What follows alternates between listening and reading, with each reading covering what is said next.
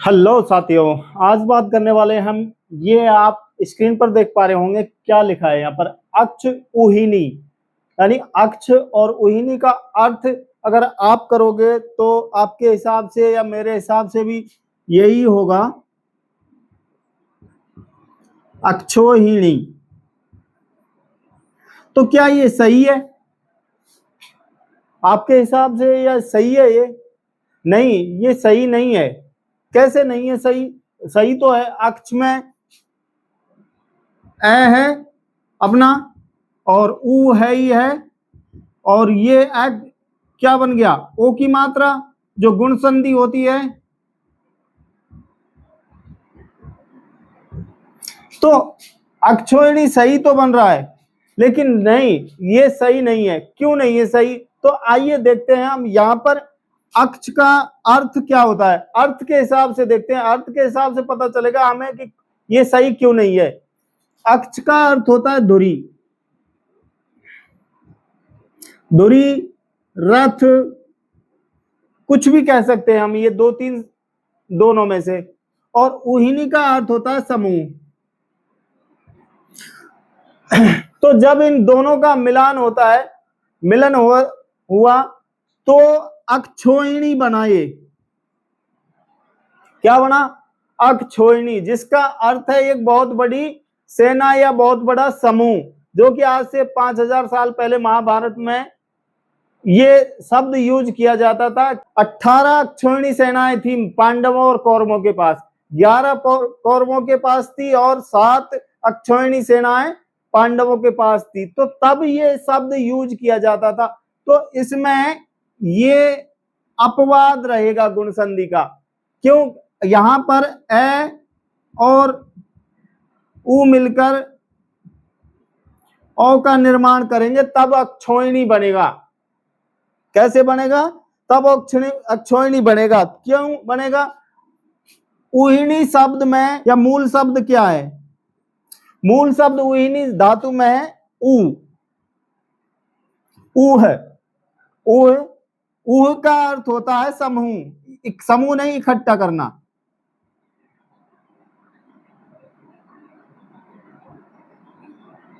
इकट्ठा करना। तो इसी शब्द से ऊहिनी का निर्माण हुआ है, जिसका अर्थ होता है समूह। तो यहां पर इसीलिए इसको अक्षोहिणी कहा गया है, ना कि अक्षोहिणी, यानी दो मात्राओं का। तो इसीलिए ये अपवाद कहा जाता है। तो आइए इसी प्रकार से हम और जो वृद्धि संधि के हमारे उदाहरण हैं उनको देखते हैं। ये आपके सामने मैंने उदाहरण लिखे, एक एक उदाहरण लिखा है हर एक नियम का।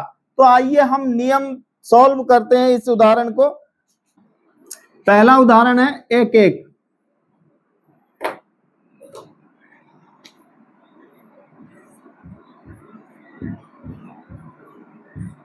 पहला उदाहरण है हमारा एक एक।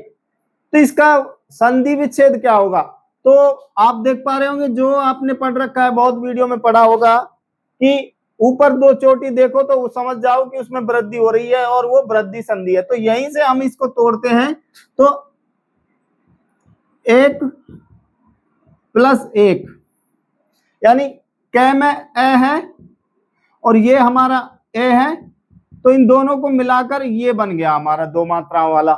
तो ये अगर इसकी मात्रा कै पर आई तो एक, तो ये शब्द हमारा किसका हो गया? वृद्धि संधि का। तो इसी प्रकार आगे चलते हैं हम। अगला शब्द है हमारा तथैव। तथैव वही है, नियम अलग लगेगा लेकिन तोड़ना वहीं से दो मात्राओं से है। इसका तथा धन एव, इसमें क्या है? दीर्घ आएगा भाई, था में आ है, ए है, बराबर क्या हो जाएगा? ए। तो इसमें भी कौन सी है हमारी? वृद्धि संधि। अगला शब्द देखते हैं हम, मतैक्य। मतैक्य,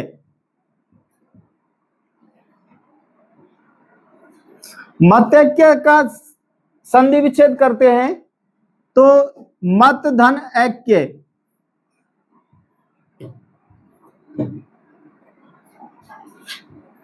मत धन ऐक्य,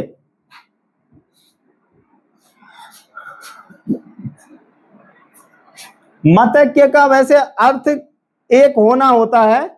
क्या होता है? एक होना। तथैव का उसी प्रकार, और एक एक का प्रत्येक।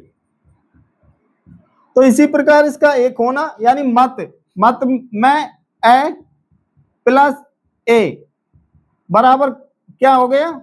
दीर्घ आई, सॉरी दो मात्राओं वाला हो गया। तो इसमें भी हमारी कौन सी है? वृद्धि संधि। नियम आगे चलते जा रहे हैं उसी प्रकार। देखो इसमें ए प्लस ए, आ प्लस ए और ए प्लस ए, तो सभी का इसी प्रकार चलता रहेगा। अगला शब्द है हमारा महेश्वर्य। महेश्वर्य, महाधन ऐश्वर्य।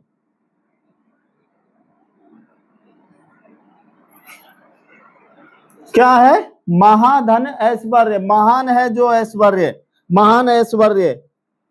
तो इसमें आ है हमारा, ए है तो बराबर ए, यानी ये नियम वृद्धि संधि का चौथा नियम है। पहले नियम में चौथा प्रकार है। तो इसी प्रकार आइए हम आगे चलते हैं। अगला है हमारा जलोक। इस पे नियम बदल जाएगा। जलोक का अर्थ होता है जोक, जो पानी में पाई जाती है। तो इसका जल धन ओक,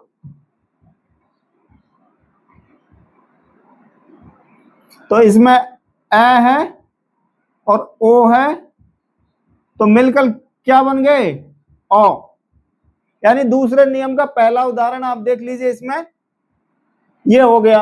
अगला शब्द लेते हैं जलौषध। जल की औषधि।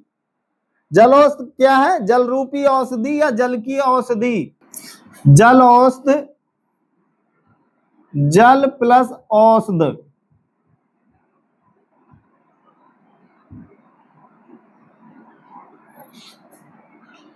इसका जल में ए है और ओ आपका ओ है ही, तो मिलकर दूसरा नियम बन गया। ये आपका यहां पर ए और ओ मिलकर दूसरे नियम में परिवर्तित हो गए। अगला है हमारा महोज का अर्थ होता है महान, औज वाला यानी शक्तिशाली, महान या शक्तिशाली।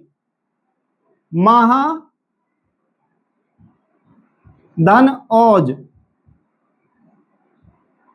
महा में आपका दीर्घा है, ओ है बराबर आपका ओ हो गया, यानी वृद्धि संधि आपका ये सातवां नियम कहेंगे इसको हम। अगला है हमारा महौषधि। महाऔषधि,